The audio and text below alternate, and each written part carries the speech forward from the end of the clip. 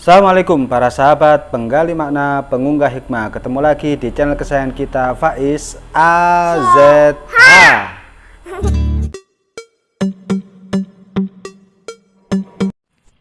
Permainan kelereng adalah permainan tertua di dunia. Kelereng tertua yang dikoleksi The British Museum London berasal dari tahun 2000 sampai 1700 sebelum Masehi.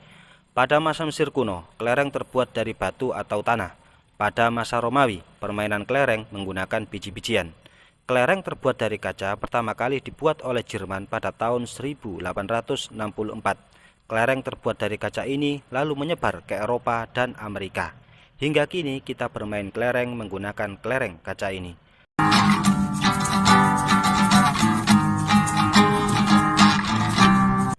Para sahabat, kelereng berbentuk bundar, berwarna-warni, dan berbagai macam motif. Ada yang bermotif belimbing, motif guratan-guratan garis lengkung pada kelereng susu, motif kristal atau mutiara, motif mata kucing, dan lain-lain.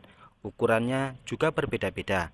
Ada yang kecil, sekitar 1,1 cm, ada yang cukup besar, 1,25 cm, dan ada yang besar dengan ukuran 2,5 cm. Permainan kelereng juga bermacam-macam. Ada permainan lubang, ada permainan lingkaran, permainan segitiga, permainan garis, dan permainan balap kelereng dengan menggigit sendok sambil menjaga kelereng di atas sendok agar tidak terjatuh hingga ke tempat tujuan. Seru, menegangkan, dan permainan ini banyak digemari oleh anak-anak di pedesaan hingga perkotaan.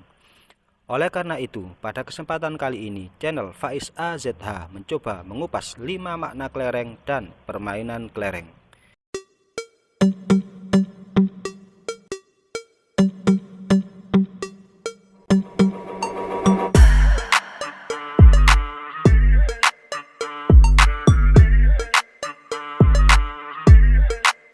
Yang pertama, berbentuk bundar. Bundar itu tidak ada sudut. Sudut diperlukan agar ada sisi pembeda, agar bisa mengukur tingkat kemiringan. Hidup ini tidak selalu lurus. Hidup ada kalanya miring. Sudut pandang yang benar tentang kehidupan hendaknya dimiliki setiap orang agar tidak ikut-ikutan miring. Agar segala yang miring bisa tampak secara jelas dan bisa dicarikan solusi secara terukur hingga kehidupan menjadi stabil. Yang kedua, gerak dan fungsi kelereng. Kelereng bergerak menggelinding. Ketika disentil, kelereng sengaja dibenturkan ke kelereng yang lain hingga antar kelereng terpental. Ini mempunyai makna bahwa seseorang yang hidupnya tanpa keyakinan yang kuat, tanpa prinsip, tanpa visi misi, dan tanpa plan yang baik, maka ia hanya menggelinding sehingga mudah dikendalikan dan dibentur-benturkan oleh orang yang berpersonaliti kuat. Dia seperti budak yang dapat dikendalikan penuh oleh tuannya.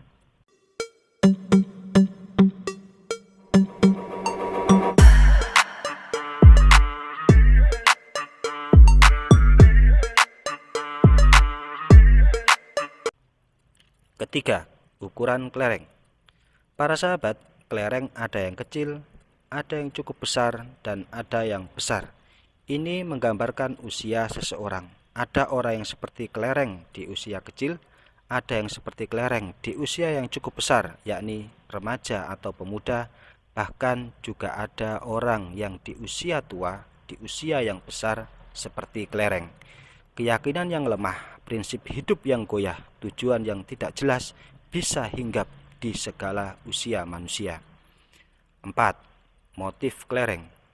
Motif-motif kelereng sangat indah. Tidak seperti motif dalam diri seseorang berupa dorongan untuk melakukan sesuatu. Motif pada kelereng hanyalah sebagai hiasan pemikat. Hiasan ini juga terkurung dalam ruang kaca, sehingga mudah terlihat atau sengaja agar terlihat. Karena itu, orang-orang yang bermotif kelereng adalah orang-orang yang hanya sibuk menghias diri agar orang lain terpikat. Dia bersedia menggelinding dan membentur tanpa tujuan yang tersadari.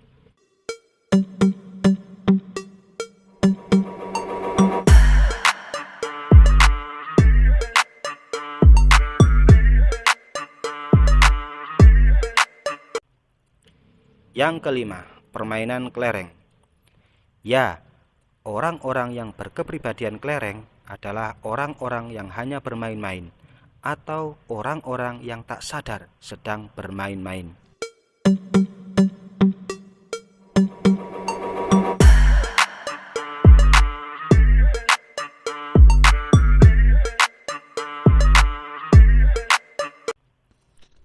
Semoga bermanfaat. Assalamualaikum warahmatullahi wabarakatuh.